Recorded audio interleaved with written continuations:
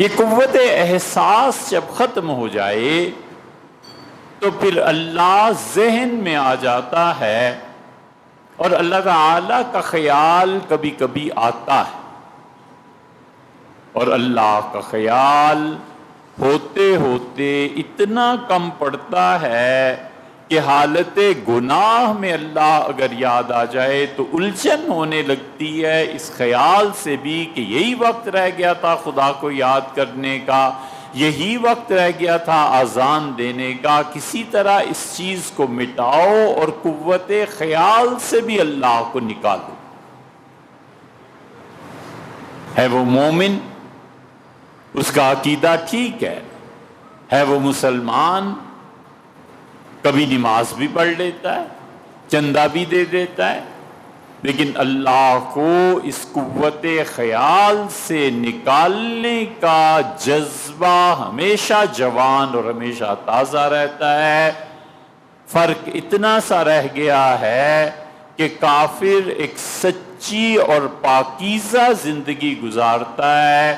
کافر سچائی کے ساتھ جیتا ہے، مومن ایک گندی اور جھوٹی زندگی گزارتا ہے۔ اس کا قول یہ کہتا ہے کہ اللہ ہے، جنت اور جہنم ہے، اور اس کا فعل یہ بتاتا ہے کہ گویا یہ خدا کو مانتا ہی نہیں۔ اس مسلمان کا عمل یہ کہتا ہے کہ اللہ نہیں ہے، اس کا عمل یہ کہتا ہے کہ میں نے مر کے کسی کو جواب نہیں دینا، اس کا عمل یہ بتاتا ہے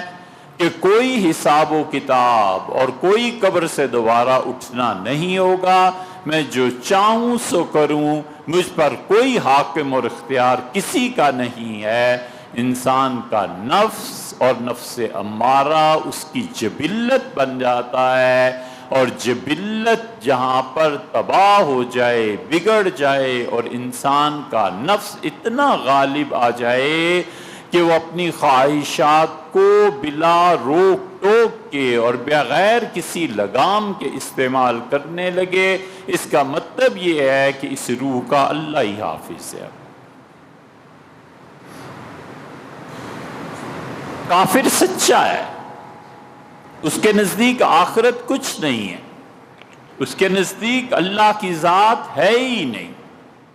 اس کے نزدیک سب سے بڑا مقام یہ ہے کہ اس دنیا کی زندگی کو اچھے طریقے پہ گزارے، وہ اس دنیا سے محبت بھی کرتا ہے، اچھی طرح گزارنے کی کوشش بھی کرتا ہے، وقت کی بھی پابندی کرتا ہے، سچ بھی بولتا ہے۔ اسے پتہ ہے کہ اگر میں جھوٹ بولوں گا تو یہ میری زندگی خراب ہوگی، میری عزت کم ہو جائے گی، وقت کی پابندی نہیں کروں گا تو آیا ہوا رزق واپس چلا جائے گا۔ اس لیے کافر اس زندگی کو آخری اور پہلی زندگی جانتا ہے، اس زندگی کے ساتھ سچا ہے، اور مسلمان اس زندگی کو اپنی آخری زندگی نہ جاننے کے باوجود اس جہان میں بھی جھوٹا اور آخرت میں بھی جھوٹا۔ اسی کے قوت خیال سے بھی اللہ نکل گیا۔ اللہ کا خیال ناگوار گزرتا ہے، کہیں پیسے دینے پڑ جائیں تو طبیعت پہ بوجھ ہوتا ہے، کہیں کوئی ایسا گناہ چھوڑنا پڑ جائے جو شدید مجبوری کے عالم میں چھٹتا ہے تو مدتوں افسوس رہتا ہے کہ خدا نے یہ کیوں کیا۔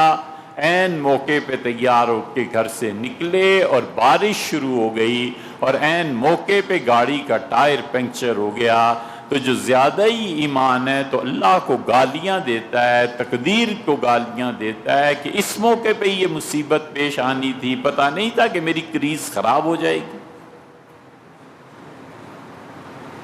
یہ وہ عملی زندگی کی مشکلات ہیں، اور جو حقیقی معنی میں مومن ہے اگر اس کی تصویر سامنے رکھیں تو مومن قوت احساس میں بھی اللہ کے ساتھ ہے، ہر موقع پہ اسے احساس ہوتا ہے کہ اللہ کی کیا منشا ہے، اللہ کیا چاہتا ہے، اللہ مجھ سے کیا کہے گا، یہ جو کام کرنے لگا ہوں تو قیامت میں وہ مجھے کیا بتائے گا، مجھ سے خوش ہوگا، اللہ مجھ سے راضی ہے، اللہ مجھ سے ناراض ہے۔ دنیا جہان کی تمام نعمتیں اور نیکیاں اس احساس کے دائرے کے اندر آ جاتی ہیں کہ یہ کام نہیں کرنا، اللہ نے منع فرمایا ہے، یہ کام نہیں کرنا، وہ ناراض ہو جائے گا، اور اس کے سامنے پیسہ دینا ہے تو نظر پیش کرنی ہے، وہ شہنشاہ ہے، جتنا کچھ میرے پاس ہے در حقیقت اسی کا ہے، اور مجھے اسی کے لیے جینا اور اسی کے لیے مرنا ہے۔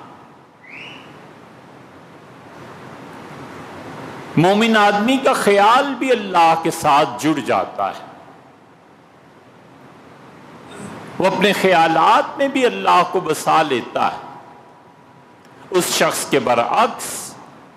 جس کا خیال جبلت کے ساتھ جڑ جاتا ہے، انسانی نفس کے ساتھ جڑ جاتا ہے، اور انسانی نفس اور خاص طور پہ نفس امارہ کے ساتھ جس آدمی کا خیال جڑ جائے، اس کی زندگی کے 20 اور 30 سال اللہ کی نافرمانی اور بے حیائی میں گزر جاتے ہیں۔ دنیا جہان کی کوئی بے حیائی نہیں ہے جو اس کے دماغ میں نہ آئے اور جبلت میں نہ آئے۔ اس کی جبلت، اس کی اندر کی طبیعت، اس کے نفس کا بگاڑ ایسا غالب آتا ہے کہ جتنا اس کا جیب اور جتنا مال اس کو اجازت دے، پیسہ اجازت دے، اتنا ہی وہ اپنے خیالات کو نافذ کرتا ہے۔ دنیا کی کوئی طاقت اس انسان کو نہیں سنوار سکتی جس آدمی کی قوت فکر اس کی جبلت پر غالب آ جائے یا جبلت کے ساتھ جڑ جائے۔ جبلت انسان کی اللہ کی نافرمانی کی دعوت دیتی ہے، اور جبلت ہدایت کے تابع رہنے کی بجائے گمراہی کے تابع ہو جاتی ہے، اور آہستہ آہستہ یہ ترقی ہوتے ہوتے فطرت مسخ ہو جاتی ہے، اور جن لوگوں کی فطرت مسخ ہو جاتی ہے، اب تو نہیں لیکن فطرت جس جانور کے مطابق مسخ ہوئی تھی پچھلے زمانوں میں، اللہ ظاہر کی صورت بھی ویسے ہی بنا دیتا تھا۔ ان قوموں کی جبلت بے حیائی ان کی روح پہ غالب آ گئی تھی۔ اللہ بھی کہتا تھا کہ منافقوں جیسی زندگی بسر نہ کرو، بے حیا ہو اندر سے، ظاہر میں ہم تمہیں سور بنا دیتے ہیں، کوئی پرواہ نہیں۔ تم اندر سے مال کے حریص اور لالچی اور حرام اور حلال کی تمیز کیے بغیر لوگوں کے مالوں کو ضبط کر لیتے ہو، کوئی ایسی بات نہیں ہے، ہم تم ظاہر میں اندر کے بھی کتے ہو، ظاہر میں بھی کتا بن جاؤ۔ بندر، مکاری، خدا کے دین میں نقب لگانا، یہ پچھلے زمانوں میں ہوتی تھی طبیعت۔ اللہ ظاہر میں بھی بندر بنا دیتا تھا تاکہ کوئی فرق نہ رہے ظاہر اور باطن میں، لوگ جانے کہ تم بندر ہو اندر سے بھی اور باہر سے۔